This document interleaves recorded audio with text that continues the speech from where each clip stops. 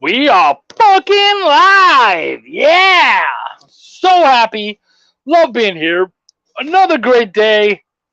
Whatever. We're having fun. Super excited. Let's set all this stuff on the Book of Faces. StreamYard's been really weird lately. It used to just automatically put it directly on my Facebook page, but now it turns it into an event, and I'm like, no one fucking looks at the events, and I don't want to have to like invite everyone every week to the fucking show. Like that's just lame. So, well, yeah. So we're gonna make this bad boy public. There we go. If you guys are there, like, share, do all that kind of shit. How's the butthole? Butthole's actually okay. It was hurting a little bit earlier. My throat was really raw and ripped up. As Sean said, me throwing up was probably the best thing that could have happened. Because it probably did save me a lot of pain. But yeah, it was a little rough. Now I'm pretty much back to where I was. Though it did tell me that I don't think I'm going to be able to pull off the toe of Satan. Like it's 9 times as hot as what I did yesterday. And as I was saying to a couple people, it's not funny. Hey, Lisa, holy shit. Guys, Lisa, if you have anything going on, share it here. We always love doing that. Lisa is someone I meet on the road all the time. She's a fellow Texan, and she does terrific little fun pixel art. It's so great. And I'm so jealous because she does really well. And I'm like, fuck me for just selling comics. She does so well, and she's such a delightful person. Thank you, Lisa, for showing up.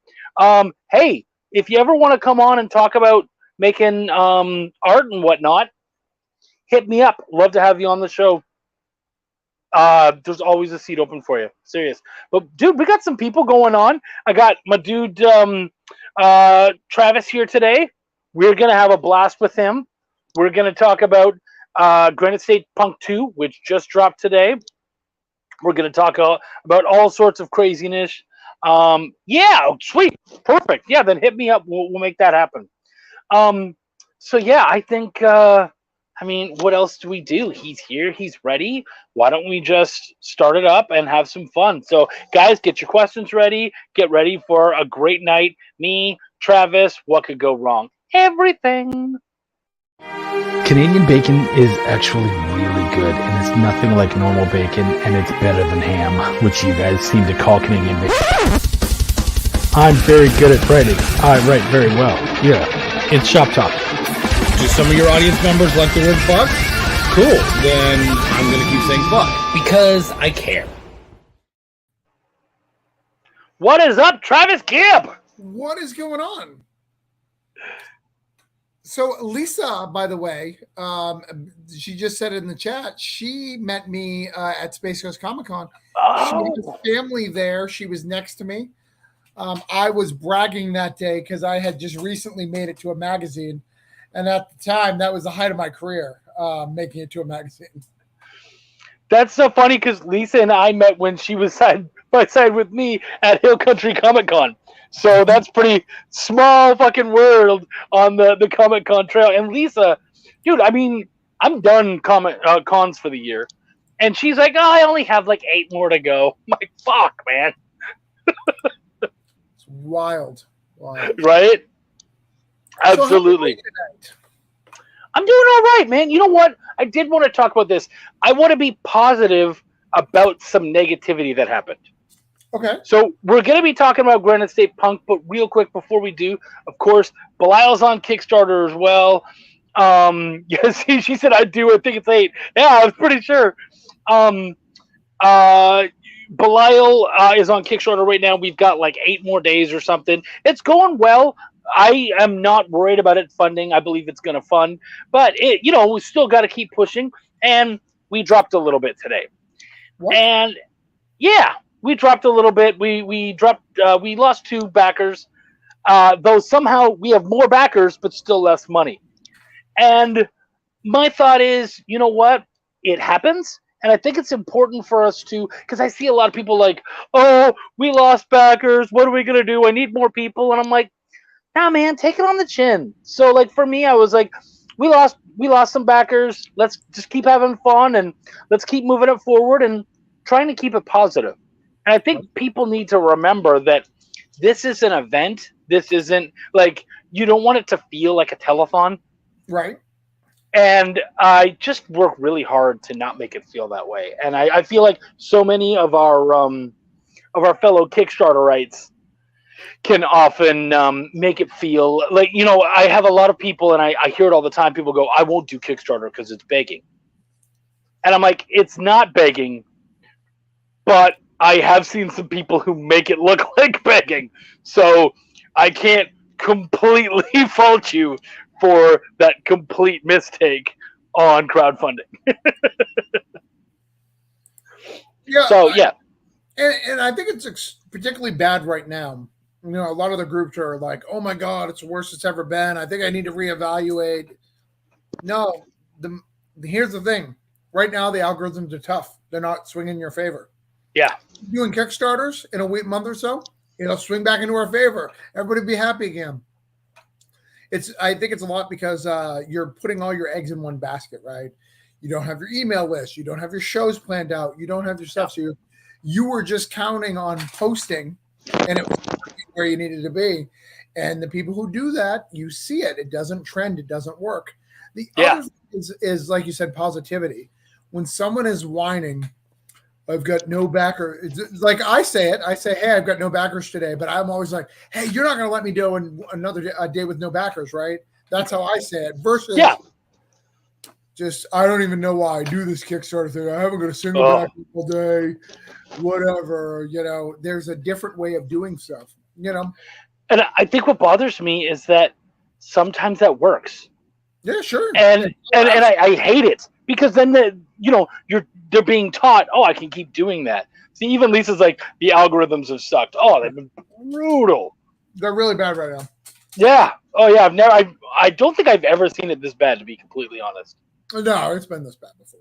Oh, it has been this bad? Well, then I don't remember it. No. Or maybe it just didn't affect me because I wasn't Kickstarter. We're on Kickstarter that week, so you're like, hey.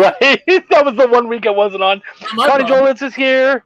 What up, gal? How you doing? She has an amazing cover on our book. Very excited about that. I think there's a difference between begging and advertising. Well, yeah, there is. Absolutely, there is. Some people wouldn't know that, but yeah. You're to know what I'm eating. It's called a lava cake. Ooh. It's a malted lava cake. You get them at Domino's. They're very, very good. Highly recommend. 10 out of 10. And Adam, we love you too, buddy. Thank you so much. I do. Oh. I have to love every backer I've got, man. I can't afford for him to leave. So I love you, Adam. You're great. What do I need to do for you? Do I need to rub your feet? I love you, Adam. I can't wait for your Kickstarter to launch in a couple weeks. Yeah. Because right now we're going to talk about, at some point we'll talk about both my Kickstarters. I have No Contest and I have Granite State Punk. But people think it's all the same, right?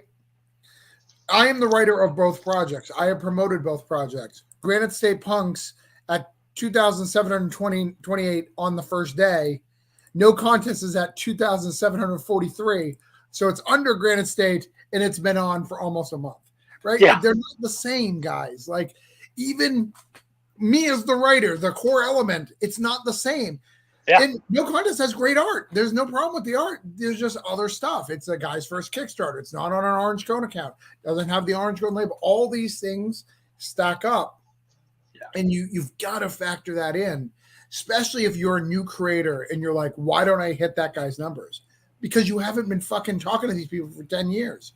Like, please, like, we can do it. You can get there. We can help you do it. But yeah, it's crazy. Hey, Eric, we're going to announce something that you have to do with in just a little bit.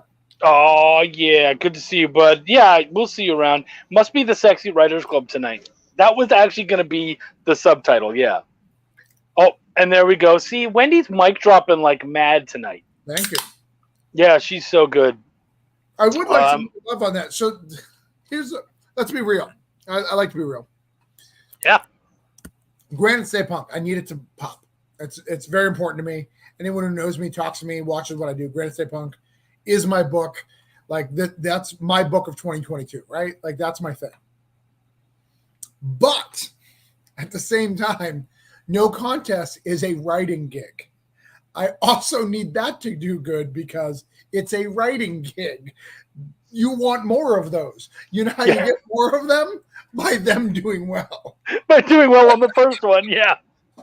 And so let's take a note out of Travis's page, because I love when you do your panels. Mm-hmm. You will then say, hey, we're currently at this. We would like to see it at that. So what are you at right now on whichever one is up right now?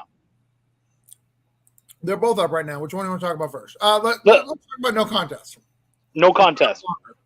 So it's at 2,743, 91 backers. I would like it in the 7 days that it has left to be the 3,500. Is that what we're talking about? Like the but I'm talking about today. So today we're at 2748. You said. Mm-hmm. Let's see, guys, if we can't try to get it up to 2,800. That doesn't mean that you have to throw in 50 some odd bucks or whatever. But if you throw you can. You certainly can. You don't have to. You can at least throw your dollar in or throw in whatever you can, and that will then be seen by all of your followers, and they'll see, oh, No Contest. How is this one flown by me? Travis is on this? Shit, I got to pick it up. Right. So share it around, talk about it, do that kind of stuff. I would love by the end of this to see this at 7,800 and let's say like 95 backers. That'd be really cool. Sure. What about and then we've got Granite State Punk. Yeah, I would like it to hit 3 tonight. That's 300, which sounds crazy, but it literally launched like 4 hours ago. You know, it's 3,000. You mean? Yeah. Yeah. $3,000. So $300 more dollars. That's 105 backers, which is not unreasonable. You know, because people are backing it all the time. We've been doing great. Yeah. It's been a great campaign. But what do we need to get you at? Because you're having a bad day. We need to get you to 160 while we're here. It can't be all about me. Let's get you back to 4,600, right? Let's get back over, because we were at 4,632 this morning. I would love to break that. So if we could get it like 4,635 something, be above that, and be above 160 backers, that would be fantastic. So if you guys haven't backed, what is up? Wait. Chuck, I'd love to come on and talk about my upcoming comic covers. Then we'll do that. Lisa does covers? I didn't know that. Yeah, send me a message. We'll go back and forth, and we'll. I think my October is already done, but I will be doing panels, and we can set you up for November if you've got something happening in November. So hit me up, and we'll get you in there. And it's good to see you, Trav. Just you. Okay, yeah, sweet. Okay, then hit us up, and we'll get you out there, and we'll show it off. Dominic's in the house. Fancy, you right? already know. So, Granite State Punk. Yeah. Now, obviously, it's important to you because, Bushibu Mysteries and Psycho Sal. Cool. All right. We will definitely push and talk about those. So, Granite State Punk, it's obviously important to you for multiple reasons. First off, the themes in the book, alcoholism, drug addiction, all that kind of stuff, they're very close to you and to things that you've grown up and whatnot. Of course, the musical aspect, you are, it's so funny.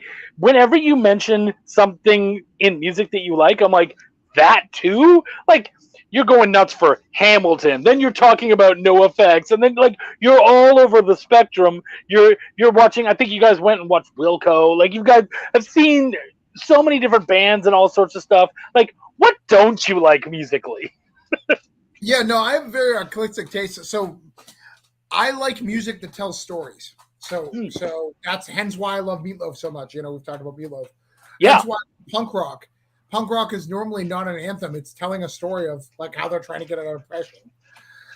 Depending on, the song, of course. Yeah. Some about just fucking systems and, getting mad at Koreans.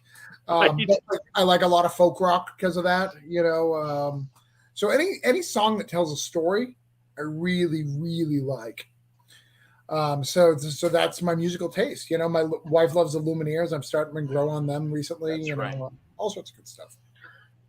Ichthus is here, dude. Nice Shit. to see you on the channel, man. Thank you. The YouTubers are coming out. Right? Yeah, I'm finally starting to hit YouTube. Guys, what's up, Drawn Talk, everybody? Guys, if you have any questions, by the way, for Travis as we go through this today, please feel free to let us know and hit us up with any of them.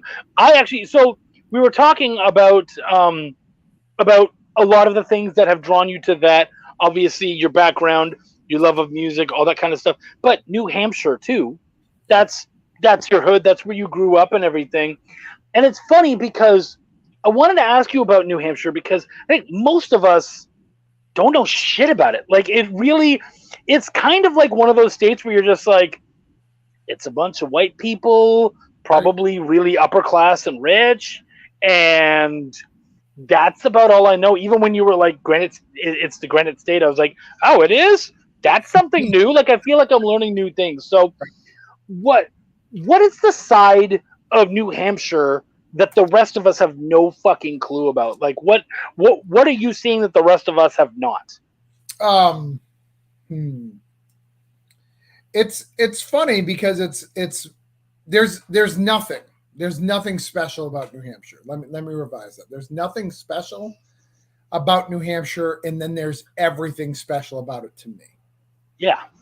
Right. But they're also, the way they live their life is wild, right? There's no seatbelt law in New Hampshire. Like, you don't have to wear a seatbelt. Their motto is live free or die. Like, they're serious about that, apparently. Yeah. They're very serious about the live free or die. Like those are your two options. You fucking pick one. We don't give a shit. Wow. It may be why they have a huge opiate problem too, but that's irrelevant. You know. The other thing is, New Hampshire is a state where it's a red state, but it's not really a red state. It's basically Democrats who like trees, right? They're like, we don't want anybody else to live here, so we can't let you touch any trees. So we're gonna like protect them, not because, you know, that's a normal thing that a Republican would do, but if we cut them down, you'll put houses, and we don't want that because more people would live here. And you know, we like our big acres of land because we're rich. It sounds an awful lot like Texas, actually. A lot of similarities there.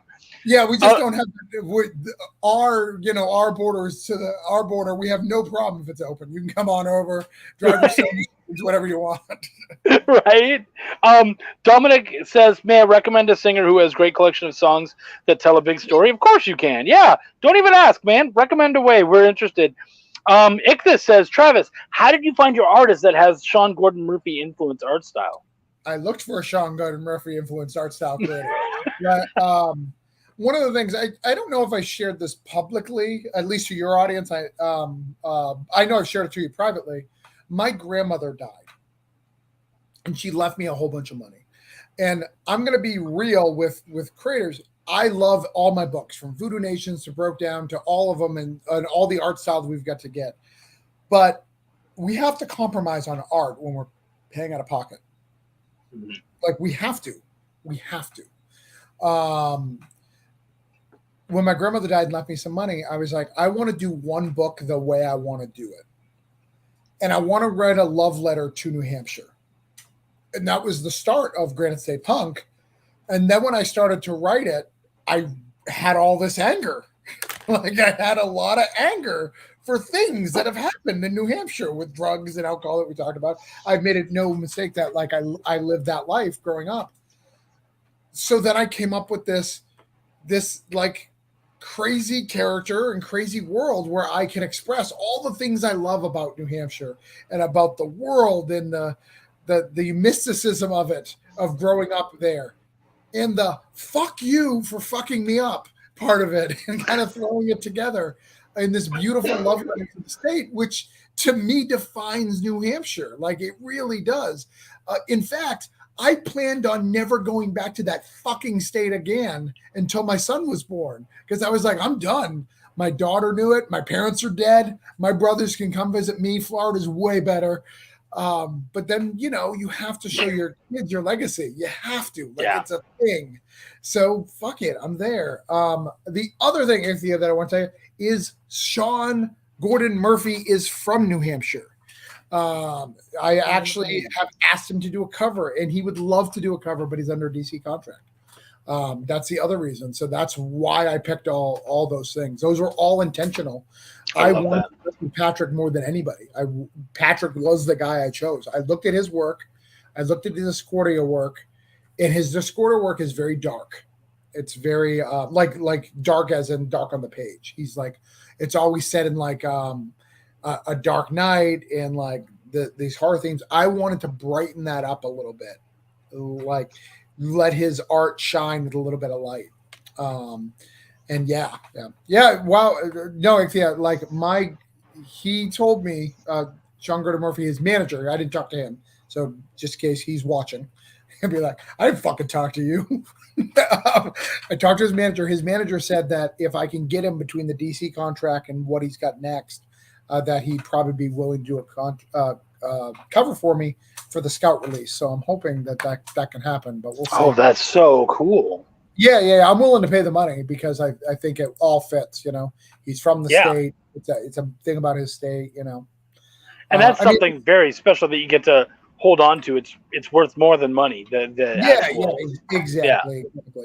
He's such an influence on the way I write and think. And just because and this book is nothing like Punk Rock Jesus. Like I love Punk Rock Jesus, but this book is not Punk Rock Jesus. This book is way closer to Mr. Robot or SLC Punk in tone and feel. But yeah, dude, that's so cool. So one thing I want to do, because again, a lot of us don't know anything about New Hampshire, is I want to do a little bit of New Hampshire trivia too, while we're doing some stuff today. Because I'm also interested, how much do you know about your state? Whatever I wrote in the book is what I know. Oh shit! Yeah. So there's gonna be all right. So here's one. Okay. This is not a softball, but it's okay. It's not an easy one. True or false? The first president in the United States called New Hampshire home. No. Actually, it's true. George Washington?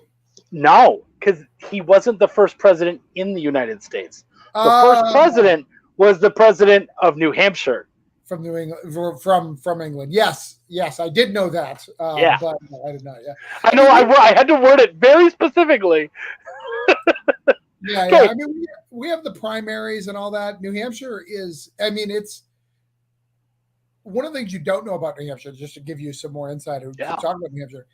It really dictates the issues of the year because the primaries are there. It's kind of like we're going to test out all these ideas to try to get voters. And New Hampshire is kind of the linchpin of that, of making that decision. And it's wild, that it has that much power because it shouldn't. Right. Right. And it's old school. New Hampshire's old school. Like you go to it, it's like sophisticated. Like Boston has become a city and become its own identity, where New Hampshire, it's kind of locked in time. Like it's evolved, of course, but like the buildings are all old. Like the police stations are all old. The state buildings are. We're keeping everything around. So. Oh my gosh, Wendy helping me with the trivia shit. What everyday electronic device was invented in New Hampshire by Levi Hutchins in 1787? Okay. Dick move, Wendy. That's mean. So what's interesting is there's a song, that song, I think it's a Sean Puffy Combs, in New York. Okay.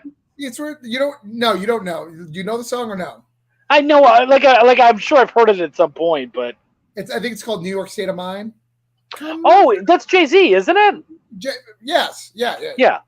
So there's a New Hampshire version of that for the Granite State. And it does answer that question in that of what is elected. Because I can tell you a whole bunch of random things. We've got Triple H. We've got Sarah Silverman. We've got Adam Sandberg. I might go through. But what did we create? We created the alarm clock.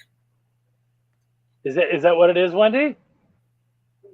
Oh, she's behind. Is it the alarm clock? Yes. Yeah. Good job. That's great, dude. See? That's so fucking cool. It's the alarm clock that we created. We also get a lot of credit for Robert London's poems because he wrote about New Hampshire, even though he didn't. He lived in Vermont, but whatever. Well, that's because Vermont's even more boring than New Hampshire. That's like it's pretty bad when you look up to New Hampshire. So, Vermont, get your shit together. But the only thing I know about Vermont is that what is it? The Bob Newhart show. The inn that he ran was out of there. Newhart. Right. That's all I know. You know what's super interesting about when you think about New Hampshire as a state? When I was growing up and I watched Dawson's Creek. Okay. This has got to take place in New England based on everything. And it was literally what you said because there was a bunch of white people. I just assumed. And did they ever say what state it was in? It said it was in Cape Cod area, which is, where if you ran out of money and you like New Hampshire, but you want more beaches, you go to Cape Cod. All right, here's another fun one. Okay. Of course, Granite State Punk. Guys, again, check out the comic. We would love to see it do really well. Vermont has some good maple syrup. Yeah, but Canada's nearby. So it's still like, what, third best? Like, come on, man. Josh Bain. What's up, buddy? What were you going to say? Your Canadian maple syrup is better than Vermont. Yeah. So, what are you even doing there? Come on. So, Granite State Punk, of course, is what we're talking about today. And New Hampshire is known as the Granite State, but it also has 3 other nicknames. Do you know those other nicknames? Common nicknames, supposedly.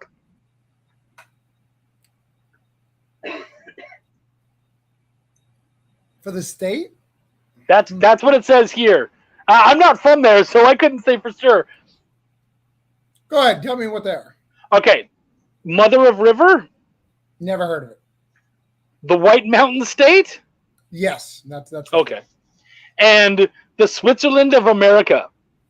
No one's ever said that. Yeah, that's I was looking for, and I was like, are these real? Because I've never heard of these. Yeah, I'll try them out. That's fucking retarded. No one. Speaking in my New England tongue, that's fucking retarded. No one.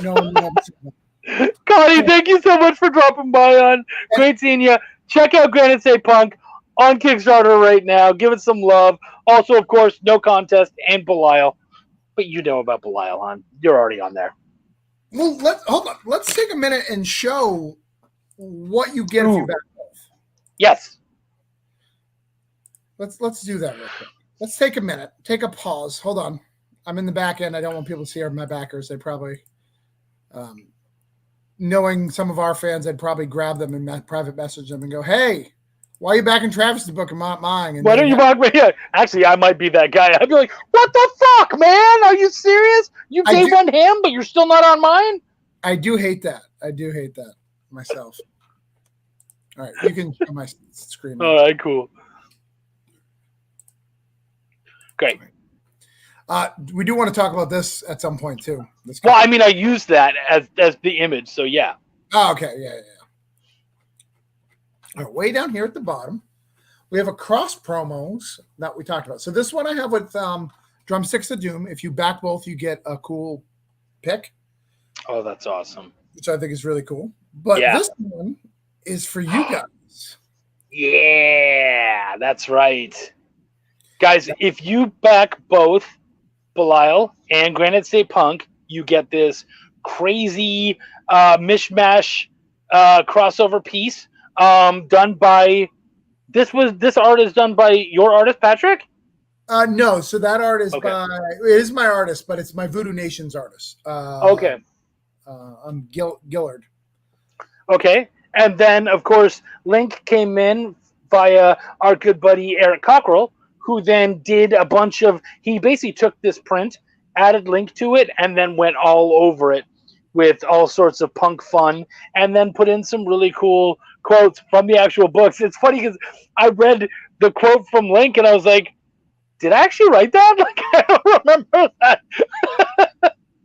I mean, I've now written, what is it, 90, no, because I have over 100 pages of Belial. So I'm starting to get to the point where I forgot about it, and I can't believe I've written over 100 pages of Belial. That is crazy. That's amazing. So that's the 2 shorts and 3 issues? Yeah, the 3 issues are 32 pages apiece, so that gets you up to the 96. Okay. And then the 2 shorts bring us up to 104. So that's nuts. The other thing about this print as well is in the campaign, I haven't revealed it yet, but I'm going to be giving off a print that is kind of the version of this. So it's just with them, and you can see the monster in the back. This will kind of be the punk rock version. This would be what I think is kind of unique is this will be the first crossover that has a variant crossover. Right. A various crossover print, which I think is kind of cool and very punk rock. I love the book. I can't wait to promote it. I'm going to write a big email about both of those campaigns tomorrow and get people to back both because I think that crossover print's really cool. I'm going to send it out to you guys and make sure it's in your stuff. So it's going to be really cool. And, basically just because Link is such a bastard, it's him getting into Diamonds, getting into Scout. It's now makes him officially into Scout, right? Wow, I'm in for that, and I like that he's the one that weaseled his way in. Right? Yeah, not even Belial. We're not saying the book is in. We're just saying Link has just Link. That's so great. I fucking love that. Mike doing his mic drops. We love you, buddy. Thank you so much. Boom, Granite State Punk. Boom, Belial Tricurious. And also, if you could, No Contest is another one that we would like to be talking about and showing off too. So if you feel like doing more drops, my brother, there's that one too. We want to see how high we can get those. What were our numbers again? We wanted to get to 2,800. 2,800. And 95 backers. 95 backers, and then Granite State, we're going for the 3. The 3 grand. May not happen, but that's the goal. Yeah, and then of course Belial. We got to get you back to the 46. So we want to get back over 46. $3. That's only $3 to get there. So yeah, that's not unreasonable. A digital could probably get that. Yeah. Actually, I don't. The only way you could do less than $3, is to just give us money for free. Anything you buy on the campaign is at least $3. Right. There you go, Wendy, doing the mic drop. We love you. Thank you. So yeah, guys, check that out. But we still have so much more Travis here.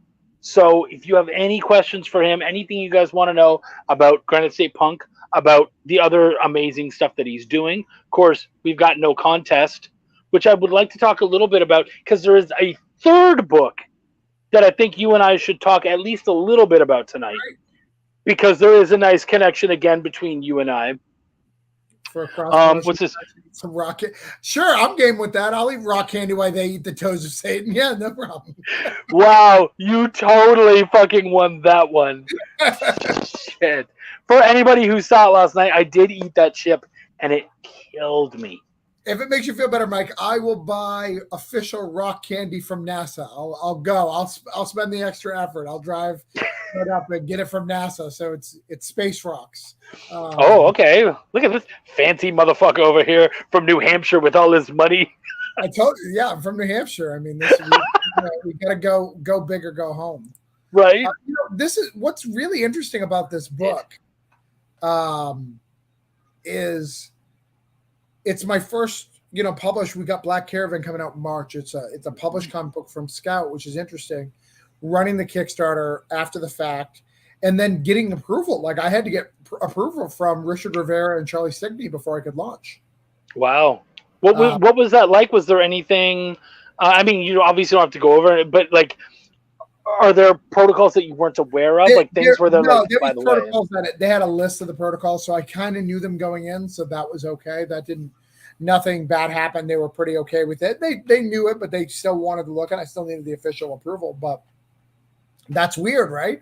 Not being able to launch whenever I want. Like, because even though I own the book, Scout has an invested property, and I can make sure I represent it. In fact, I don't even mention Scout in the book because I don't think I need to. And something even more, Chuck, to tell you about issue 2. I think this finally breaks my curse. I think this is a solid issue 2. You know how I hate issue 2s. I do know that. I don't write them well. I don't write them as good as issue 1s. I always pump back up in issue 3, but issue 2s are always weak. So here's a question though: is this an actual issue 2? Because like the first one was very much a one-shot. Is this just another one-shot in this universe, or is it actually Granite State Punk 2? Both. Okay. It is. It's a continuation of the story, like directly from what happens. You will get a better response from stuff, but it is marketed as a one-shot. Again, this book is it's crazy. The reason why we don't have Broke Down and 4 Dead Bodies is because of this book. I had to bump it up once I knew about the Scout deal and that it was official and everything going, because I want this ready. If my numbers come in with Scout, I'll be like, do you want to publish this? Let's go. Let's get it into previews. Let's get it going. So I needed to get this ready and done, which is crazy. So Wendy asked, and this is a good question, GSP is being done in one-shots, correct? Do you have a specific number of issues in mind? I want to write this book forever. And this this is the first book that I've said that about. Like, Broke Down has 12 issues. Voodoo, I think I'm done after the next issue. I think I'm done for a bit. But no, Granite State Punk I want to write forever. It's very therapeutic, going through the stuff, writing it. It's very personal. Like, I can feel me in it. And I think that anytime you can do that, and there's people who write themselves. Does that make sense? Like, their character is that person. Yeah. That's not what this book is. Zeke is a 100% character, but you can feel my real hurt in the book. You can feel my real love and passion for the state in the book. And as long as that is something that you can't duplicate on every book. Right? Yeah.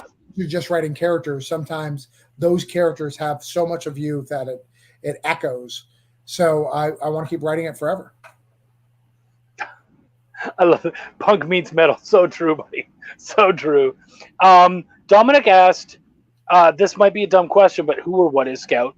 Wendy gave the quick answer, but why don't you go a little further into that, Travis, if you can?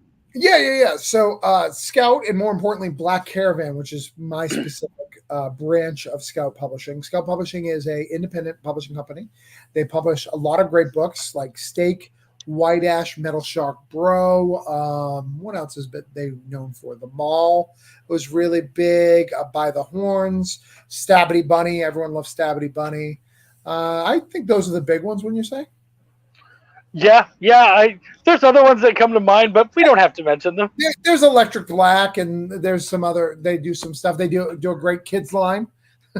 They do a great kids line, yes. But yeah, and that is the publishing company that has picked up Granite State Punk, and they will be.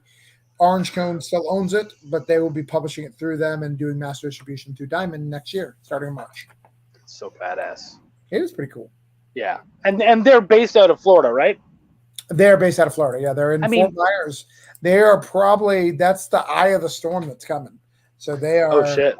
Not the eye, because then they'd be safe. It's right. Hit him, but yeah, it's scary. Now, here's something dumb. I still need to read the first Granite State Punk. That's a big fuck up, dude. Yeah, it is. As someone who I know loves my work, you love Broke Down. I honestly think this is a cut above everything else that I've written. Yeah, that's a big fuck up. Because it's published. It's really something special. It's a really good book. I've got lots of great books, but this is the book that you can feel that it's something special. Yeah. So. Yep. And I think that one, no. Did I read that one right away, or was that the one where I was supposed to do it for your birthday and I fucking forgot? I think you were supposed to do it for my birthday, but I think you did do it that week or so. Unlike the voodoo one, which you're like, I'm going to do this one. The voodoo is the one I fucked up. That's right. Yeah. Granite State Punk I actually did pretty quickly afterwards. You know, it's gotten to the point where I get so many books at this point, I just put them almost directly like into storage. Like I can't read them right away. I have no room for them. I don't want to open them up because I'm afraid they're going to get ruined. So I just put them away because we're hoping to move in the next year, and I just don't want them left out. And you just never know what'll happen to them. So yeah, I kind of want to send my voodoo. I owe you a voodoo that I got to pack. In fact, it's right here. Woohoo. And you know, I got to send you your comps for Wonderland. So I keep wanting to put them in the same book, but I know that Wendy really needs to read the latest issue of Voodoo. You don't care, but Wendy does. You don't care. Ouch. Dude, you're calling me out in front of everyone. The truth hurts, man. No, I care. I do. Man, I love your shit. Yeah. And saying that I love your shit is clearly the best way of stating it. Right, and we're done. This interview's done. I mean, right? I love your shit, and we're out. I want to see if I have any more New Hampshire. Well, actually, no. Fuck New Hampshire for a little bit. No contest. Let's move on to that. Okay. So, where the fuck do you go from, hey, I'm making comics and all this stuff, to suddenly, hey, there's this fight lawyer guy who I'm going to write for and help him out with this project? Where did this come from? You're forgetting key points. Where does it come from the guy who represents Ghostface Killer from the Wu-Tang Clan? That's you forgot that part. Is that who he represents? Yes. Dude, that's cool. Yeah, no, he represents Ghostface Killer from the Wu-Tang Clan. That's got to be a lot of money in his pocket. It's something. It's something. Well, I'm sure Ghostface Killer has lots of lawyers. He's just one of them. Right. But yeah. So, this guy. So I've known him for a while. What up, buddy? I've known him for a while, and this gentleman has always been around, and he's a defense lawyer, and he always brags about getting people off for stuff because he's a criminal defense lawyer. I mean, that's his thing. That's what he does. I guess if you're good at it, I guess brag about it. But I've always found it a joke for years, and I've liked all of his posts because I just find it hilarious. Like the guy is like, this guy had a attempted murder charge. I got him out with probation. Like, I don't like that, but all right. So he started getting into comics and started seeing us. He came to conventions and buying a whole bunch of stuff. And he said, hey, I really want to get into comics. And we talked about it for a little bit. And I said, hey, if you really want to get a comics, why don't you make one? He's like, how much does it cost? I told him the amount. He wrote me a check and it's like, all right, let's make a comic. Wow. We don't have an artist. We don't have a team. We don't have anything. So, but this dude's fast. Like he moves fast, and I like to move fast too. You've met me for all the Cthulhu's, right? We're not going to talk. We're not even friends. And like, where's the fucks the pages, guys? Come on, guys. That's how I work. So he signed me. I did it. This is the craziest thing, Chuck. I am so lucky that I write with the page breakdowns. When I send someone, this is the page breakdowns. He literally had me write the book 3 pages at a time as the artist was drawing them. Like that's how fast it was going. Oh wow! And I hate doing that because I have to go back and do something. But it worked, and we did it, and it came out, and it's a beautiful book. I'm really sad that more of my backers haven't backed it, and I think I know why. And I've told him this too. I think it comes off a little promotionally for him, like he's the star. Like it's kind of like a biopic. Like if I was writing a Barack Obama, biopic. Other people would be in it, but Barack Obama's a star, and it kind of is that. That's kind of the way it's written, but. It also is my first like Law and Order script, so I really like that. That was fun, like because I don't use that Law and Order brain very often. Did you have to do a fair amount of like legal research and whatnot, or was it mostly just throwing questions past him? Just questions past him. Yeah. Because I kind of get it, with my wife's job being in social services, I hear a lot of stuff. Oh. So I get a lot of stuff. The basic concept of the story is this guy gets in a fight. He in the parking lot, he gets jumped by these guys. He takes them down. Someone videotapes the whole thing and said that he was intoxicating and beating these guys. And he gets thrown out of his next fight lineup. And the lawyer, the fight lawyer, Daniel, because he's a real fight lawyer. He literally boxes in MMA and does stuff. He investigates the situations, finds that there's some dirtiness, and like gets him off so he can do the fight. That's cool. Yeah, it's fun. So what do we got? So, which is also, I know that sounds like a negative because you and I write big, but really, if you and I want to go to the next level, we've got to get it down to 20 pages because that's industry standard.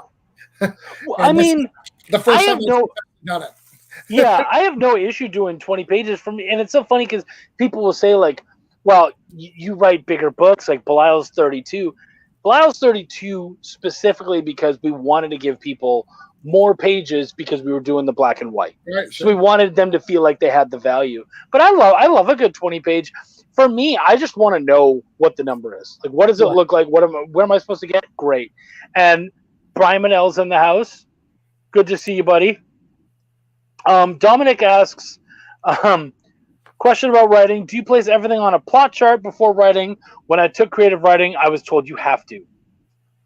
Well, First off, anyone who tells you have to, they can go suck a dick. I think you were thinking the same thing. You don't have to do anything. I recommend it. I'm recommending having a plot sheet. So what I do is I do a page by page. Well, I do it. So if I'm writing a series, I'll do a series breakdown. Here's what issue 1, 2, and 3, and 4, or whatever many issues is going to be looks like. Then I'll do an issue and I'll break it down by page, and then I'll start writing. Now, does that mean I have to do exactly how many pages and everything I wrote in those outlines? Absolutely not in any way, shape, or form. But if you don't know where you're going, you're gonna have a harder time tying it all together in the end. Especially when I write something like a Broke Down, which had a lot of twists and people like the words matter. The words that he said that Randy said in a lot of the scenes super matter because he's manipulating people. So I needed to make sure that stuff's right. And you can only do that if you plan out the end. Yeah. Yeah, 1,000%. And I you and I very much work the same way where that's concerned. For the most part, of course, unless something weird comes up where you do like you said, like 3 pages at a time or whatever. But again, because I wrote that plot outline, like I could make that work, and then I went back and switched did some dialogue. Change it. So I couldn't change the panels because they were drawn, but I could change the dialogue because I made the story better towards the end. I was like, oh, I have this really good idea, this little plot twist that'll make it better. And I could make it work with the dialogue. So I feel you. Brian asked a question. Love the art, no contest. He did, but we'll get there in a minute. Yeah. Wendy, who's the artist in No Contest? So No Contest is a team out of Brazil. His name is Galdi Rafidi. And that's his name. And the colors are done by Victor Uccio. And there are a 5-person Brazil team. So somebody else did layouts and like all sorts of stuff. I don't give credit to layouts because I told them. Did you pick the team? Yeah, I got to pick the artist, but he gave me a choice. And the price, Wendy. Oh, yeah. I love how you say that to Wendy. Something to think about when you think about your new book there, babe. Yeah. The negative of them is they're fast. So you better have that effing money. Okay. Good to know. Because they're always about like, hey, I sent you the invoice. Did you get it? Hey, just double check it. Did you get that invoice? Yeah, I got it. Thank you. I just didn't pay it, but I totally got the invoice. I got the invoice. I'm good to it. Thank you. No, yes, you're right. Brian did ask a question. What do you think he does better, his fighting or his litigating? Well, I think he's better at litigation. However, I think he has 100% win record on fighting, and Wow. I don't know this for a fact, but I bet you he does not have 100% litigation. If he does, damn dog, all right. Right? Could you save some talent for other people, motherfucker? Jeez. 5 years. I learned so much about MMA fighting just by talking to him. Like I could write another probably 2 books in the series. And let me go back to this book, No Contest. He wants to keep doing these. I only want to write like 1 or 2 more to kind of build the background. And then I actually am hoping that I come in as a consultant, as like the editor in chief of this little brand, and let other writers take over and write little Law and Order stories. Like I would love to do that, let my wife write one about like the child welfare stuff. Let people write all these things, that I think could be really fun. Maybe have you write one about immigration. Because A, you live in Texas, and B, you're from Canada, so you know a lot about it. Yeah, absolutely. That's cool. Yeah, that's a good idea. That, and he seems to like to do it. We just got to make it profitable first. And it's his first Kickstarter, so this is not the end. But I think it'd be fun. He wants to do it kind of as a series. And I said, one of the things I asked him, I was like, can we bring other people on it? I don't mind starting it out, but I've got so much stuff to do. And when I think of if I was writing a TV gig, Law and Order would not be my gig. You're right. Right. Could I do some fun? Oh, absolutely. I can play in that universe. I think anybody can play in any universe for a little bit, but it's not going to be my cup. But do I want to keep playing in that sandbox? Not so much. Yeah. 100% agree. And I think that is to me, that's the pinpoint of a good writer, is being able to be like, I'll play wherever you want me to play. But there's certain places I would rather play more often or spend most of my time.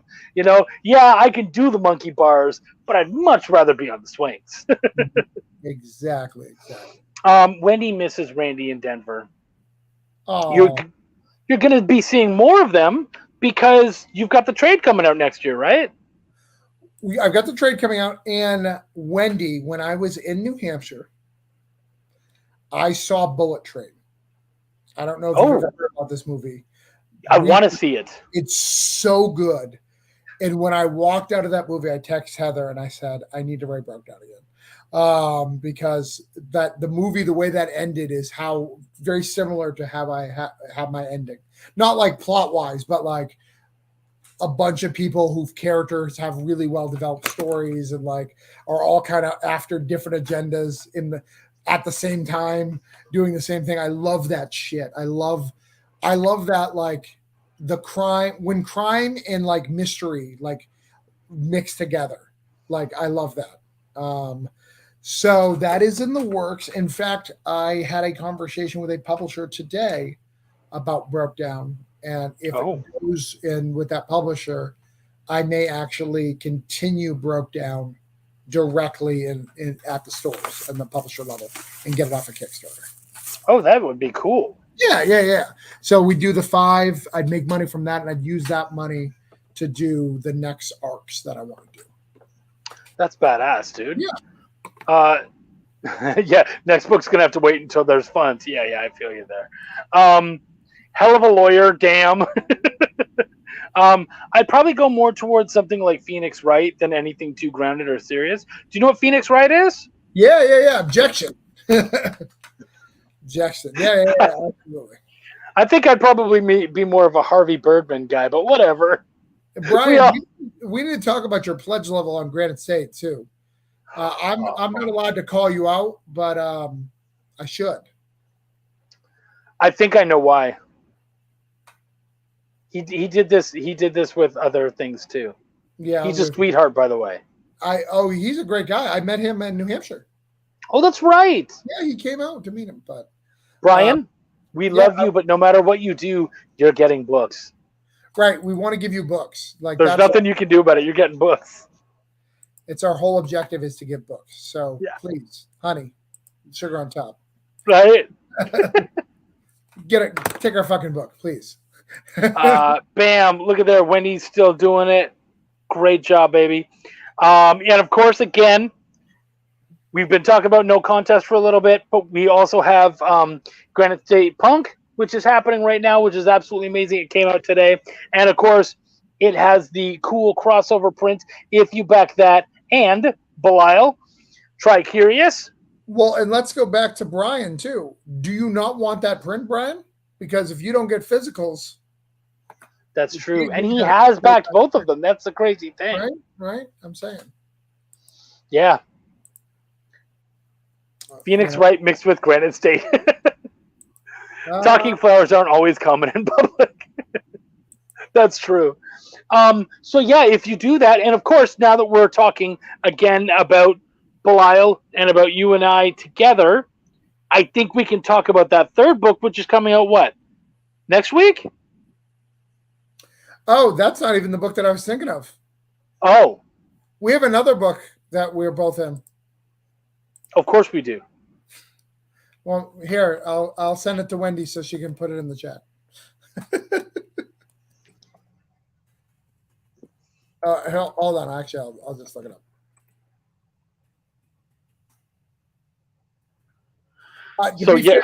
That other book that we were talking about, that we're going to talk about in a second, that book was supposed to launch today as well, but we have this little thing called the Hurricane, and I only had the ability to do one. I was literally in a waiting to get friggin', what is it called? Sandbags from 8:30 in the morning till 1:15 in the afternoon. Wow. I was livid. Ooh. Wendy just said that GSP just hit over 3,300. So we did. You got what you were looking for. We did, yeah. We got a couple of super backers in there and a couple of small. We would have hit it without the super backer, but that super backer was like, "Hey, what up? Let's do it big." All right, this share screen. Let's post this up. Let's do it. I think we both have things in this, if I'm not mistaken. Oh, that one too. Yes, of course. Concrete Arcanum. So you're just you're an editor in this. Yeah. I don't want to say just because that's not fair. I edit pretty much everything that LK and Gino does. Okay. And so I end up in the weirdest, funnest books, and I never know where I'm going to be next. And I remember there was one time where I got tagged by somebody on Twitter, and I was like, I don't even know who this fucking person is. Why are you tagging me? So I go and I check, and they're like, "Oh, we're on this book with all these amazing people, including Chucky Pan." And I was like, wow, I guess I'm enough of a name that I was mentioned and she wasn't. Okay, that's badass. Here's what I love though. Like Chuck, when I get you and stuff, like I do not accept you not being a writer. The only thing you haven't done anything is inspired. And I'm going to make you do a backup story in it. I think. I want to do that. You want to check out some expired art? I got some new. Yeah, of course I do. You want to see issue 2 art? Yeah. Let's do it. Hey, John, GSP is all you need. That's true. Well, GSP or Belial or no contest or Drumsticks of Doom. Or Concrete Arcanum or anything physical, Brian. Yeah, let's get physical. Trash bags full of cat litter with some pinholes poked in them work about as well as sandbags. Good to know. What's trash bags full of cat? Okay. I wouldn't have known that. Not sure. Oh, thank you, buddy.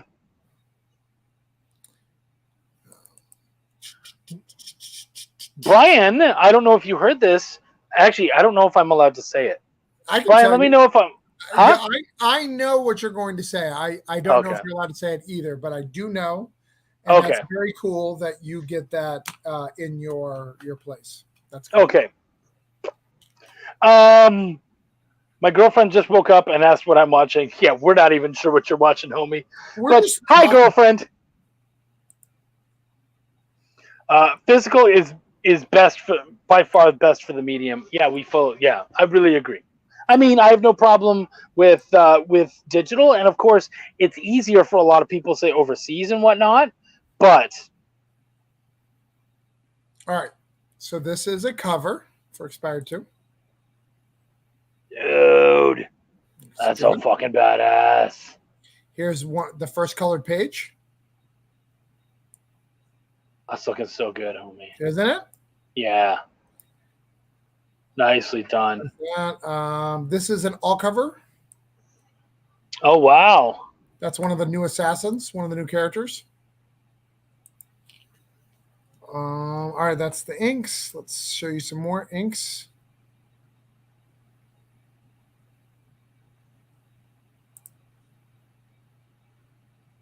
There's this. And then I haven't even seen this page. Oh, wow. I don't think that's a very spoiler page. That's a huge spoiler page. I'm trying to hide it. Yeah. Okay. Let's hope none of you have read Expired, because I have, and I'm like, whoa, that's a big deal. Yeah. If you want to know how the plot's going to end, save that. Go back, rewind, and save that, and then as you read it Expired, it'll start making more sense as we go.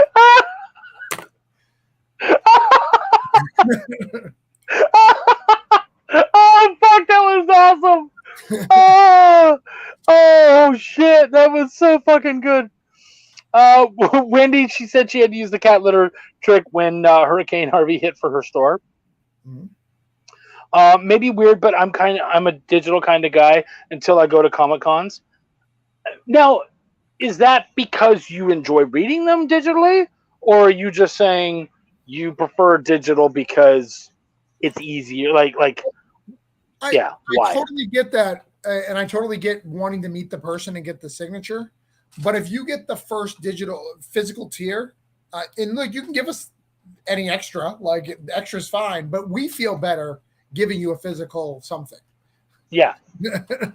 I will tell you, you're getting, Sean and I have already talked about it, you're getting physical stuff whether you like it or not. Yeah, we'll figure it out. We just got to go to your house. It's no big deal. Dominic Kobe, I see a dragon. I want this. Yes, that's a book called Expired. You can get it at orangeconeproductions.com. That's our web store. You can get it there. It's pretty cool. The dragons are freaking awesome. And yeah, he says, we're totally excited for 2023 and the big move. Great. We are too. Yeah. Brian says, I know I got super nutty pledges, but I pledged them because I really like you guys, interested in your work, and want you to use any and all extra money if you need it for the campaign. I swear it will get used, but the books are going to get made. Why not make sure that some of them end up with you? So it's going to happen, homie. And we've gotten a spike in viewership. So viewers out there, and of course our amazing link droppers, right now, we've got several campaigns going on that we would love for you guys to check out. And because Travis and I both are always working hard and have lots of stuff happening. So right now, the big thing we're talking about is Granite State Punk, which is on Kickstarter as of today. So check that one out. The link, I'm certain the link is about to be in there.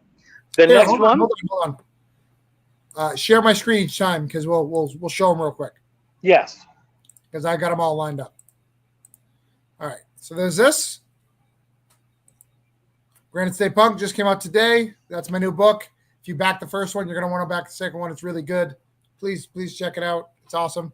Live free or fucking die. All right. What's next? Next one, let's do No Contest. Okay.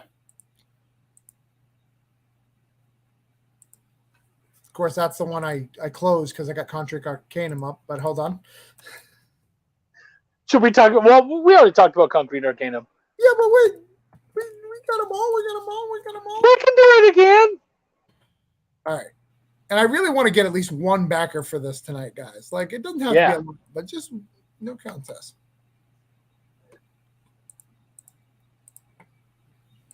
No Contest right here. If I can get one more, I'm trying to get to 100 backers. I want to get us to 3,000.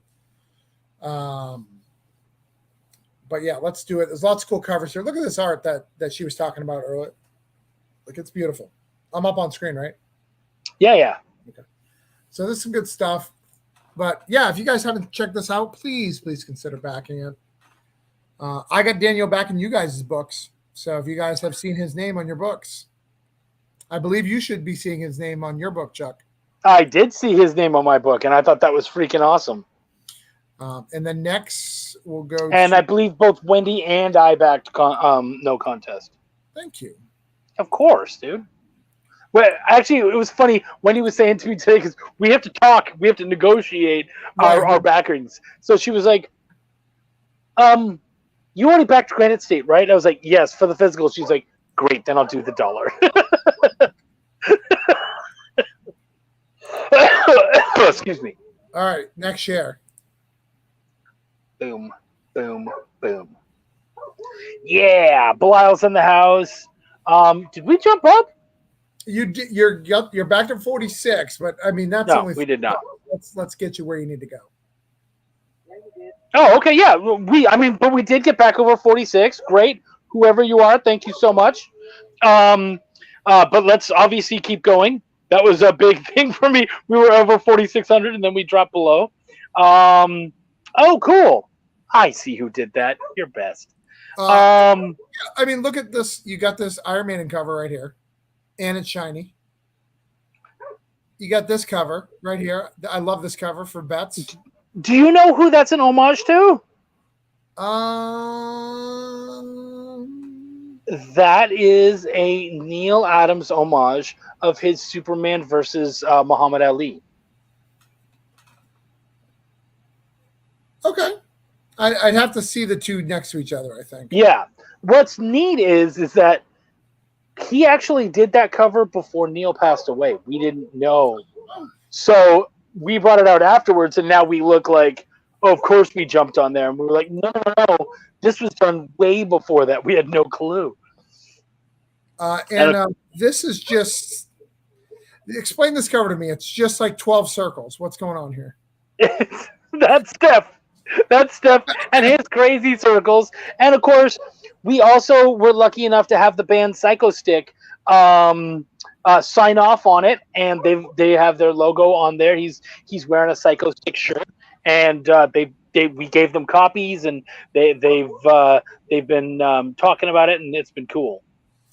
Oh, so how do you get this link variant? This where links all over the face. So, some people will know that I do love the word fuck, but I don't talk about fucking. Right. And I tend to be a little bit of a prude. And Steph came to me and he said, look, man, you've got nudity in your book. Your book swears all the time. You're getting a naughty and a nice, and that's how it's going. And I was like, okay, fine. I can't say no to that. I love this chick, the Reaper, in this one. I think she is amazing. That is Death. I think you're going to really enjoy her. I'm so proud of the writing that I did with that character in this book. Yeah, she draws your attention on this page, which is crazy because there's a lot of crazy shit going on with the Four Horsemen here on this page. And she takes it. Yeah, and what's cool is this actually is a glam/punk homage. If you look at Belial's shirt, it says "Bottles to the Ground," which is a NoFX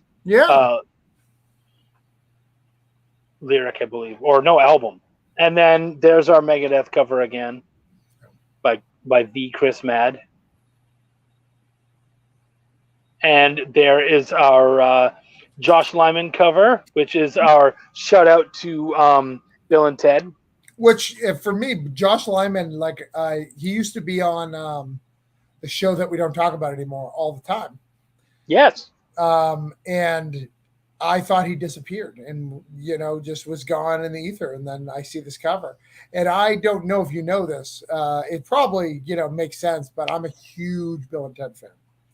It makes perfect sense. Yeah. Huge Bill and Ted fan. So I love that homage. So there's a lot of great stuff in this campaign. Thank you. We're super proud. I think it's super fun. I want you to hit 200 plus backers. So we got to keep pushing. Hell yeah. But the important thing is we're back over that 4,600 hump and we're moving forward again. So I'm very happy. But can we get you to 160? That's the real question. I mean, it's right? A 159 is just an odd number. Such an odd number. I agree. It's literally an odd number too.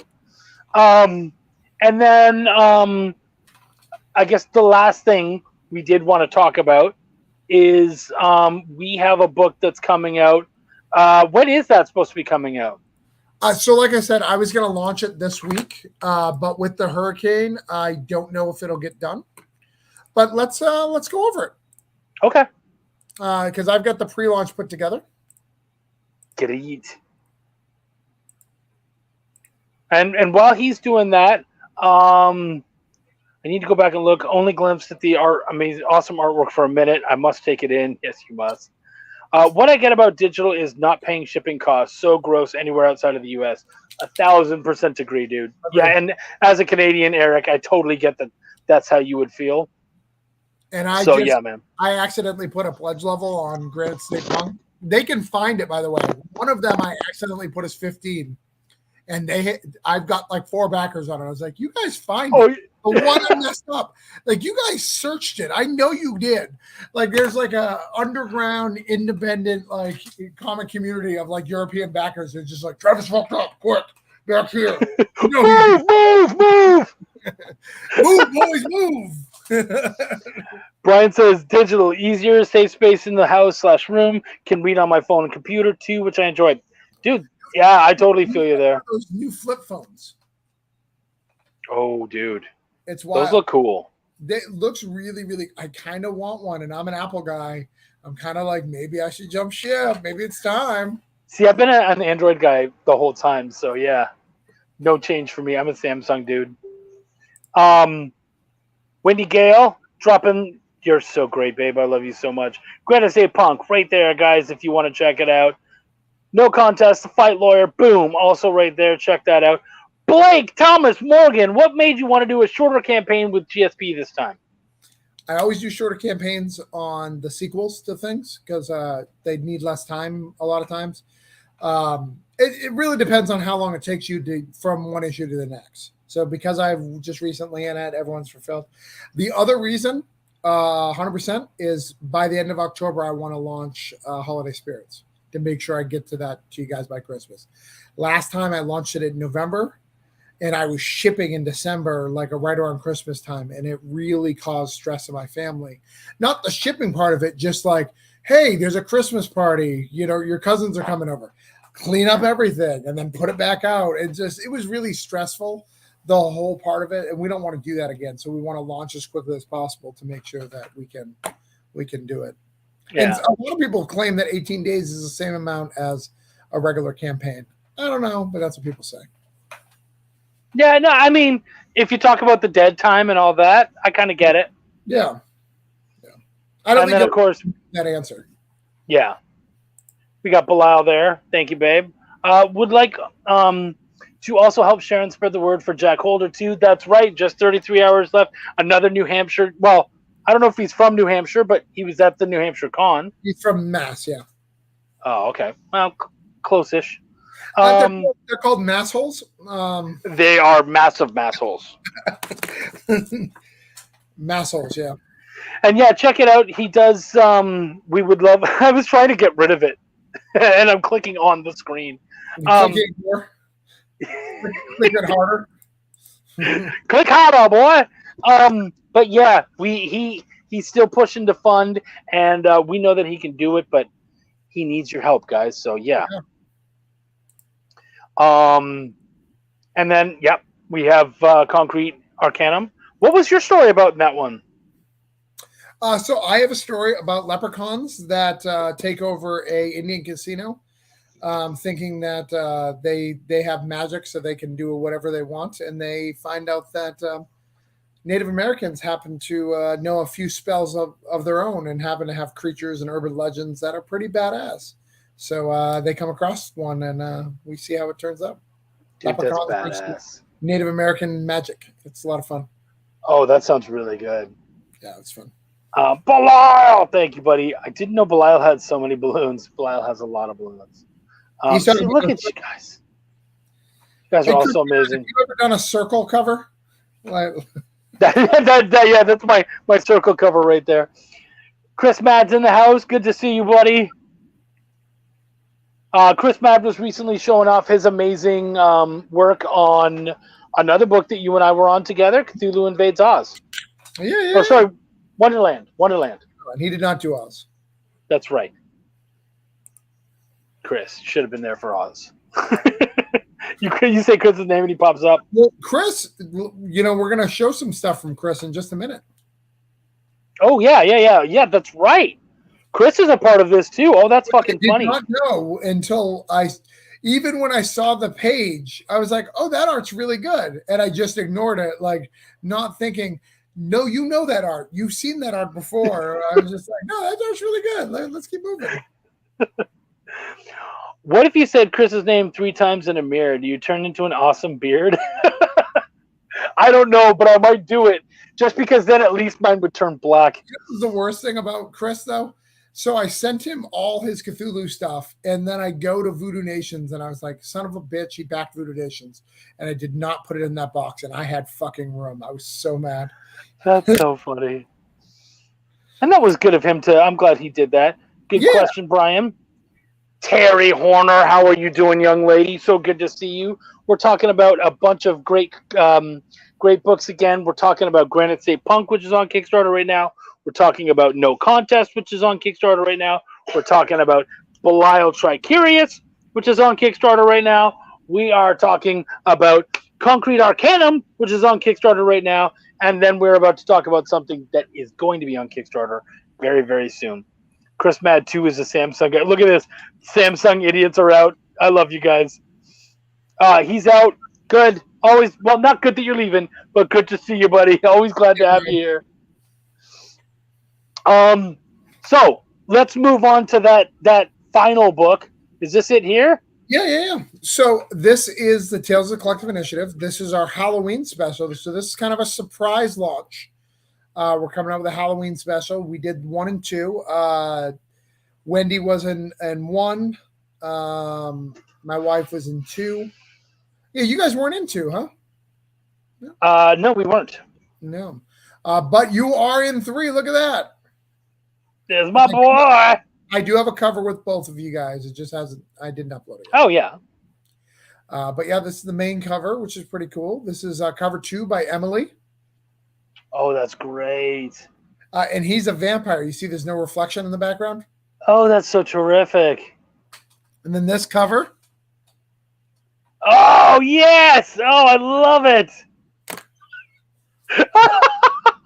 And then look at this one. A Lost Boys homage. Oh, wow. That's so great. But yeah, we've got some pages in there. We've got, this is Chris Mad did Fang and Foul. We've got the Sin. And we got Freak Show. So what I love about Tales of the Collective is, one, it's a store that's, allowing us to take part in what they do. The other thing is they get decent named properties and put them together, right? In some situations, like Wendy, it's something prior to her release that she got to use as like an add-on for digital and all sorts of cool stuff. And then in situations like Baal and Fang and Foul Play and Freak Show Night, these are just properties that have fan bases already on Kickstarter. And if we can somehow mix them up in one book and maybe gain a couple to everybody, that's going to be really great. So I've loved that. And it's had some big names. It's got you, Baal now. It's got Freak Show, which was great. It's its second site. It's got Voodoo Nations, not trying to brag, but I think that's a big thing. Yep. It's got Capable. Capable was in it. It's got you're right. It's got my wife's book, Pop Van Winkle. It's got a lot of really cool stuff every time we do them, which I think really speaks to A, the store, and B, the type of books that they're trying to put up. Even 47 Furious Tales, that's kind of a big deal. And I think Final Growth, and I know you keep trying to tell him that he needs to do more of that. I think that'll be a big deal when it finally gets out there. Yeah, it will, because it's such a good story, and I've been on his butt about it. Yeah. But yeah, there's some cool stuff. Black Sam when that comes out. So there'll be some really cool stuff. They decided to do a Halloween this special for there's like a free comic book day Halloween thing called the Halloween Fest, Kids Fest, and we're going to put more of that out. So we need much more. I love you, lady. Have there been 2? Yes, there have been 2. That's true. You must have missed the second one. Yeah, I can bring them both up. Which one did you get, brother? Let's see. Hold on. There we go. All right. Did you get this one or did you get this one? Which row did you get from, Blake? The one with Capable? Oh, he got the first with Capable. Okay. The first one, yeah. You didn't have to get the second one. Oh, Steph Wilson, we were talking about showing off some of your circles earlier there, buddy. Yeah, he got the 2021 one. Okay. Yeah, we have a 2022 one, and we're working on the 2023 one now and the Halloween special. It's kind of cool. So what I love about it, Chuck, and tell me if I'm wrong, when we did the Advocator, we were very proud of it and the things that we were doing. But a lot of people in the Advocator were giving us new ideas and kind of trying them out in the books. Yeah. Versus this is a very healthy mix of we're using these named properties to get backers to try to help these new properties. Yes. Yeah, absolutely. And Steph's coming out like a dick. Back Wild 3 on Kickstarter. The 5-year return. Fuck you. And yes, I'm a writer. I know he gets offended by writers. He hates writer shows. He hates writers, which is crappy. Yeah, we agree, Wendy. What the collective is doing is really awesome. Yeah, we love it. I think it's really cool. And you know what? It's late at night. It's close enough. I'm going to tell you guys a secret. And you guys can tell the motherfucker. They're going to, you remember how I'm allowed to print 250 books, 250 copies of a book? Oh, yeah? Certain book called Dog Days. Have you heard of that, Doug? That book? I've heard of it. I'm going to let them print it because why the fuck not? So they are going to be the exclusive place to buy the Dog Days 250 Brian Silverback cover. That's so badass, dude. Yeah, I wanted to give back to them, so we made a deal and we've got that. So I'm not going to have them; they're going to have them. Obviously, I'll have a few comps for a couple of tables, but even that. But yeah. About time we met Chuck's bromance Travis. Chuck has an O face whenever he mentions Travis. I love that Steph knows my O face that well. Steph gets all my pictures apparently. He loves my OnlyFans.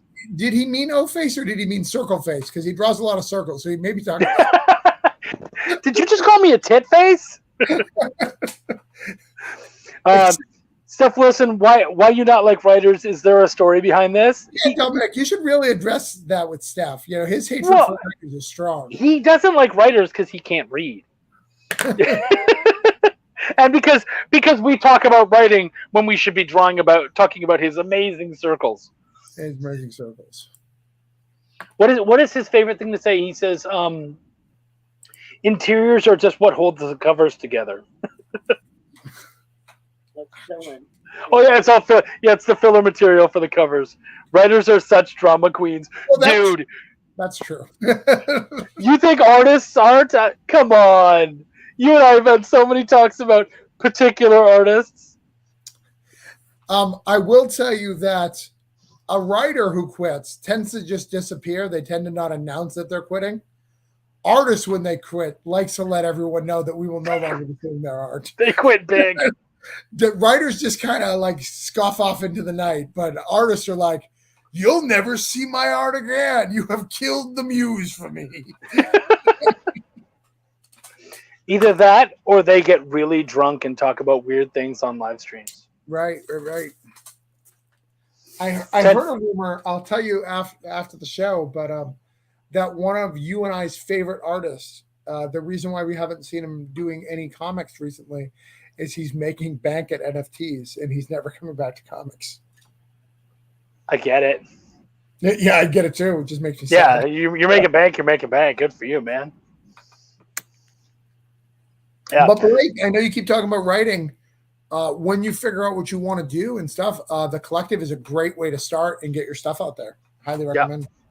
Yeah, absolutely, bud. Yeah, and especially if you just want to do like say a little 4-pager or whatnot, get something small out there. Writers like writing almost as much as they like talking about writing. Actually, you're dead. That's dead right. I think that's dead right. What do you think? I do like talking about writing a lot. That's true. Yeah. But you and I haven't actually spoken a lot about writing, and I think that's because you and I actually talk enough about writing that I don't think we have anything to say publicly or that we haven't already said to one another. Yeah, I mean, it's tough. Writing is an art form, and you can clearly see, like, what to say. And I'm not trying to diminish artists here.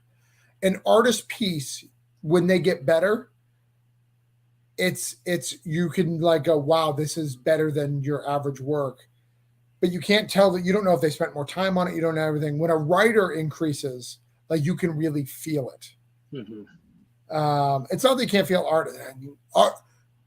Writing when let me revise. I think when writing tends to be able to keep that new style up or their betterment. If they become a better writer, they continue to grow and be better. Versus an artist can draw an amazing piece, and then the next piece does not equivalent to that amazing piece. Yeah, and I kind of fight it back because it's all about moonset. Thanks, Charlie. I appreciate that. Thank you, Charlie. Good to have you on the show, man. By the way, we have to actually try to get you on the show. We'll talk. Dominic, I like learning about writing. And then, of course, we've got this. Don't get them started on process. You know what, though? We will talk a very little bit about writing, and it won't be that bad. You and I, like we said, we both have pieces on right now on Kickstarter. We're both very proud of these books. Like, honestly, you were saying that this is probably the best thing that you've ever written. And in a lot of ways, I feel the same thing about Belial 3. Like, I'm so proud. So is there a tease that you can give for Granite State Punk 2 to get people excited? Anytime, just hit me. I will do that, brother. Is there any time Big studio actually, yeah. Buy and send message. Is there any particular tease that you can give us from this next issue coming up that you're super excited about, that you think people are really going to see that leveling up? Yeah, one is you're going to think I'm a bad writer, and I did it on purpose, which I think is great. So the book is called Breaking Edge. He became straight edge at the end of last issue. He gave up drinking. Obviously, I'm going to mess that up because the thing is called Breaking Edge. If you're straight edge, Breaking Edge is drinking again. How he gets there is an interesting thing. It really follows the theme of the book is alcoholism, dealing with alcoholism. You know, we both have friends with Raven Gregory, kind of dealing with some of what that looks like on a daily basis. The other thing that's really cool is we talk about Goody Cole. So let me tell you about Goody Cole, Chuck. And I'm going to tell you just the fucking real shit, not the shit I made up. Okay?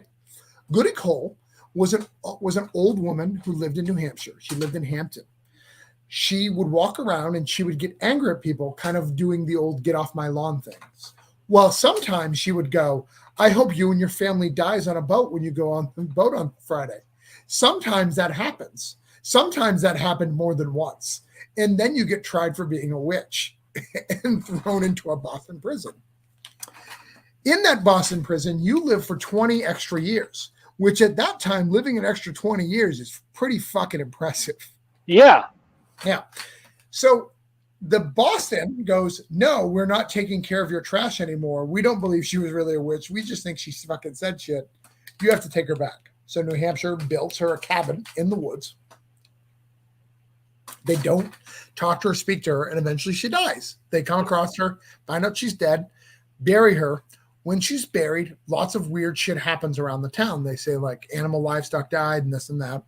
They, of course, blame the witch. So they unbury her, and they stake her through the heart because apparently they don't know the difference between vampires and witches in New Hampshire. You know, we're weird. And bury her back. That's not my fictional part, Chuck. That's what really happened. Wow. That makes me really excited for the fictional part. Right. So we address all that in the book, and we play with that, and we have a lot of fun with old goody cool. That's so cool. I'm excited to hear more about that. Boobs are easy. Writing is masochism. Actually, you're right. I wouldn't even fight that. Really, once a writer writes a good piece, they just write better. I've read a lot of follow-up stinkers. Well, that's true. False. You just read them wrong. Or you're reading the wrong writers. What's up? Hey, Joey, good to see you, man. Good to see you. Love all your marketing. Right? Yeah, he's doing great. Oh crap! It's Chris and Travis. Chuck just emotionally peaked. So true.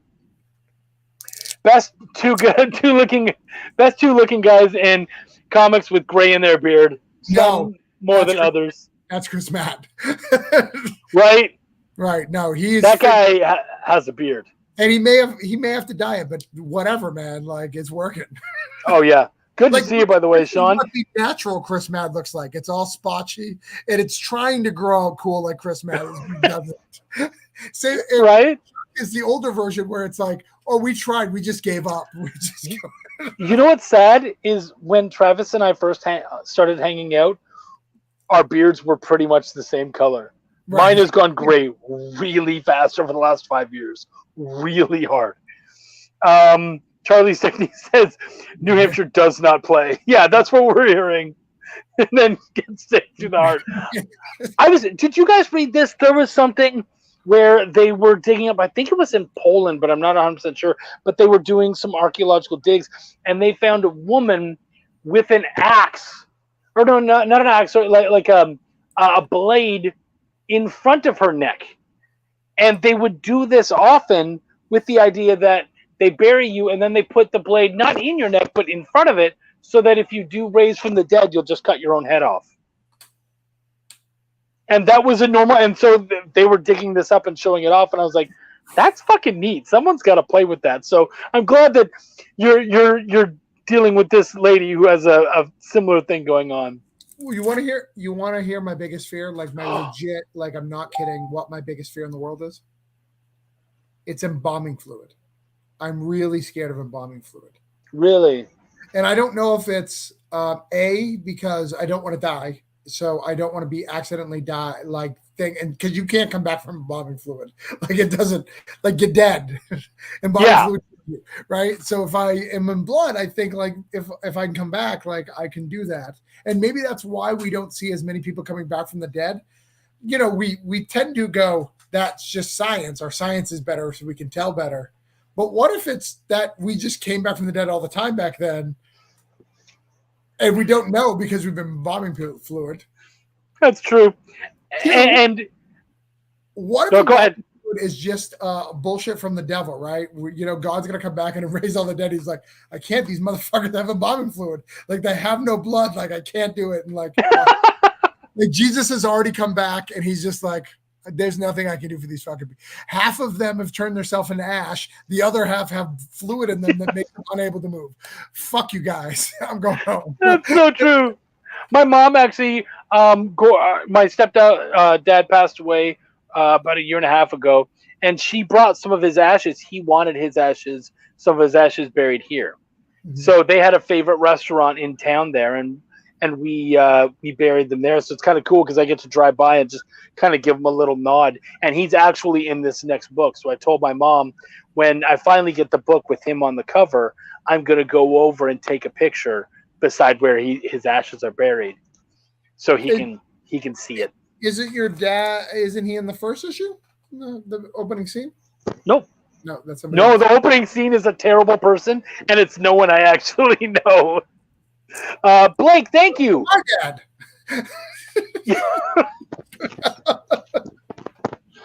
Belial is at 160. Thank you, Blake. You're awesome, dude. I'm loving what y'all are doing. Thank you, Joey. Seriously, that's awesome. We really appreciate it. Did it turn gray from stress of writing? I think the last 5 years have done. It's not just comics, but you know, certainly the life's not easy. We've had some bad comic friends. Maybe they caused it. I don't know. Right? Yeah, I could name some names, but I won't because I'm good. PCP, or it could be from the PCP. Yeah, that too. Oh. I've never done anything like that. I don't have the balls to do anything like that. All right. So, Wendy, can you share no contest? I need to get one backer for no contest because we've achieved all of our other goals. Yep. If we can get one for no contest, I feel that we've done good tonight. We're great. We can walk. Do you think I should show it again? Yes, I do. Okay. Oh, thank you. Chris Matt was telling me PCP is embalming fluid. They're the same thing. Or they're similar. So good to know. I did not know that. Drug PCP? What's that? The drug PCP? Yeah. So they just get you, they're just like, look, dude, you're dead. We're going to replace your blood with just a drug. You can get high as fuck. You're welcome. Oh, it's the main ingredient. All right. Charlie wants the link. There's one link. There's the link for no contest because we want one more backer on there. You may have backed it, Charlie. I don't know if you did or not, but here it is. And then Charlie, though I'm pretty certain you have, we've got Granite State Punk. Yeah, he definitely got Granite State Punk. And then Wendy, do you got one more link in you? And Charlie, I just sent out your voodoos like a couple of days ago, and your response, I'm going to share your response publicly. I asked, did you back stake at a physical level? Because you got a crossover print cut, much like we are doing, which is one more thing we should show before the end of the night to make sure people are aware. And he said, yes, he back stake, but it was under extreme protest. But he can't just say no to David. And I thought it was beautiful. I get it. I absolutely get it. And then, of course, we have my book, Belial Tricurious, which is on Kickstarter right now. And we have an amazing crossover, Travis and I. If you get physicals of both, you get a really cool punk print that is an homage to another one of his prints. And it is also containing characters from both of our books. Yeah, it's cool. All right. Now, there you go. Thank you, bud. Let's go over that. Yeah. Let's go to no contest. It's shared. Booyah. All right, so no contest. Here's why this is important. It's a writing gig. I got hired to write a book about a lawyer. He is a very cool dude. He's a real life lawyer, and what he does is he's criminal defense. He is also an MMA fighter. So we told a fictional story about him and an MMA fighter named Axel. Axel gets in a little legal troubles, and we kind of deal with it. But some of this art is really good. This is Daniel. He's the guy. These are some covers that we did. This is Axel Strong. But look at this art. This art is so good. Dude. This is done, even though this isn't an Orange Cone book, it is done by the Orange Cone team. That means me, my wife Heather edits, Jerome does the letters. So you're getting a full Orange Cone book just without the Orange Cone label. Look at Daniel, the lawyer, jumping into the ring. This is his actual law office. He has a boxing ring in his law office. I kid you not. I came under peer pressure. That's awesome. Is that for no contest or for backing? Probably backing stake. both. This is Daniel. But it's a really cool book. I want it to do well, not only because I think it's a good story, but if it goes well, he wants to keep doing these, and it allow me to give more writing opportunities to other people because I don't plan on writing all these. I just know I want to do. I love the guy, but Law and Order type stories are not my favorite. So though I'll write some, and in fact, I think this one's really good. I was very proud to do it and get those writing chops out, stuff. But we're doing well. We're close to. Oh, there we go. See, we got a backer right there. We're at 92. Boom. It's good. I think it was Charlie. You're awesome, Charlie. Thank you. Steph says it needs a sexy variant, maybe a nubile paralegal. I will talk to him for the next issue. If I ever write one, I'll do a sexy one just for you, Steph. I promise, Steph, if I ever do a sexy book, you can have a cover. I just don't ever plan on doing that. So So don't hold your breath is what he's trying to say nicely. Don't hold your breath. I hear everyone loves twerking lawyers. I'm a big fan. All right, so we're going to go back to the GSP, the Granite State Punk here. Oh, that's right. You were, too, weren't you, Wendy?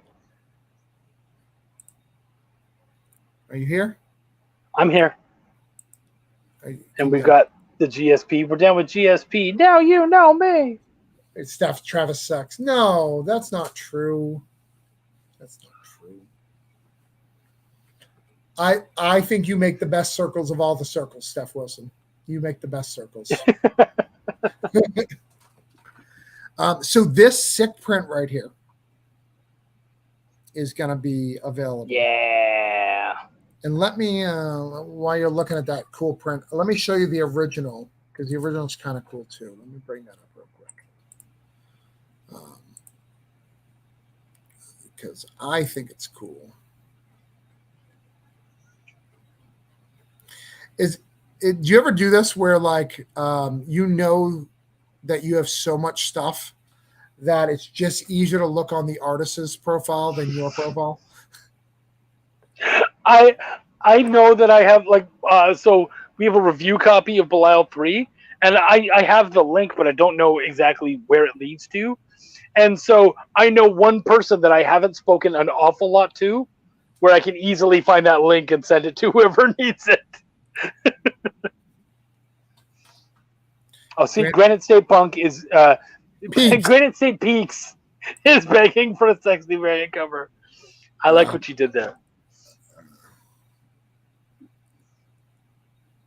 Travis doesn't like money.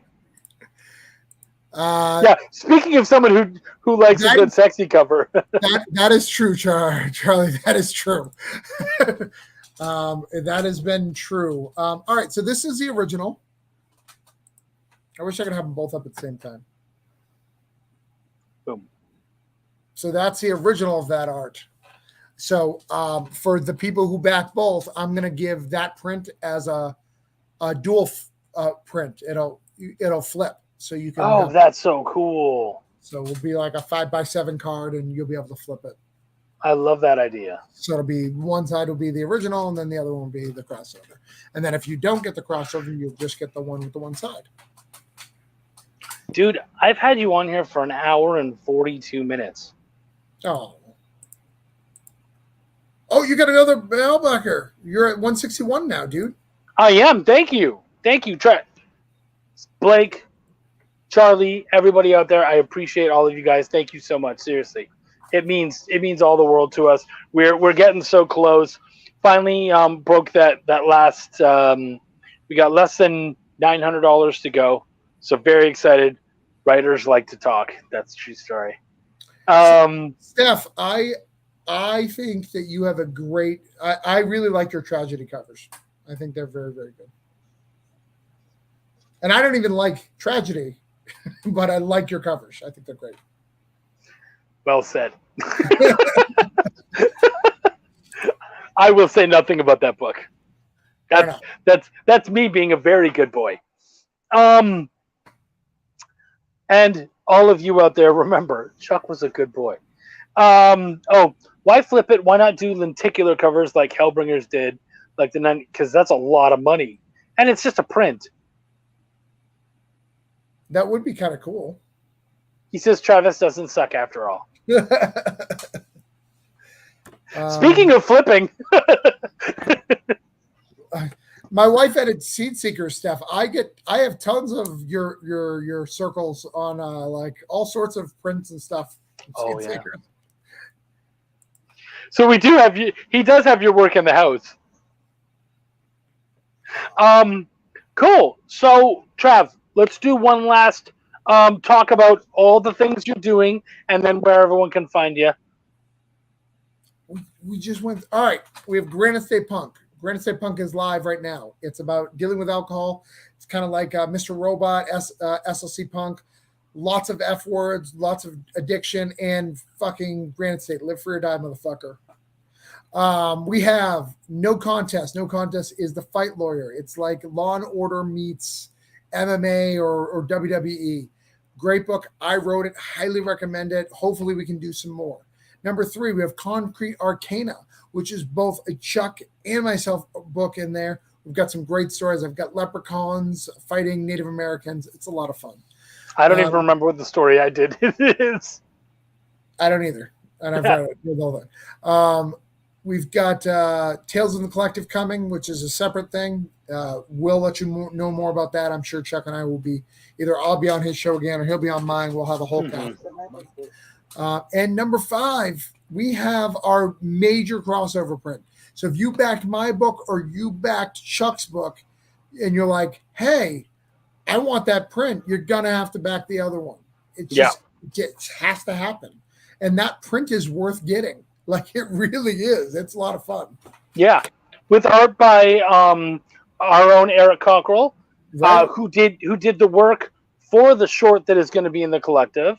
Right. And he did a cover. He did a cover for Granite State Punk. Oh, that's right. He did. He did the Substack exclusive.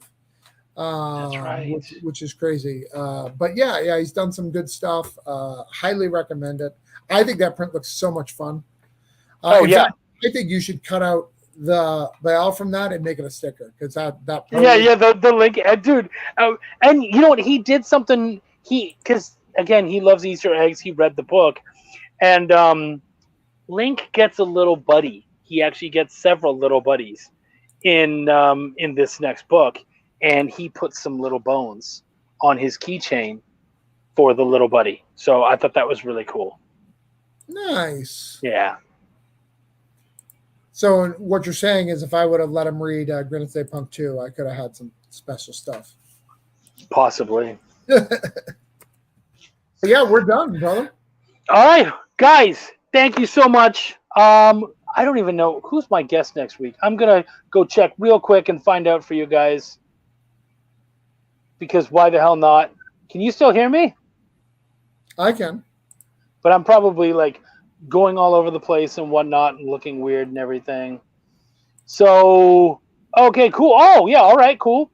So next week I've got Eric Mullins, who was in the chat earlier. He's a great Canadian comic creator who does manga. I have not had a lot of manga people on here. Speaking of Blake, who loves the manga, I have an amazing artist who's going to be on, artist and writer who's going to be on next week.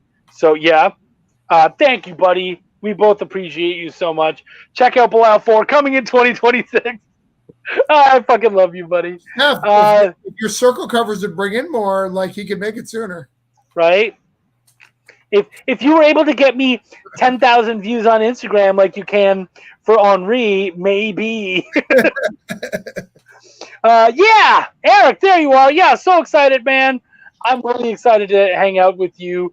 We got to meet on a really cool podcast when I was pushing Cthulhu Invades Wonderland. So, an all-Canadian one. So, yeah. I remember that one. I couldn't make it that night. He really wanted me there, but I couldn't make it. And I was like, yeah. I'm not Canadian, so I have an out.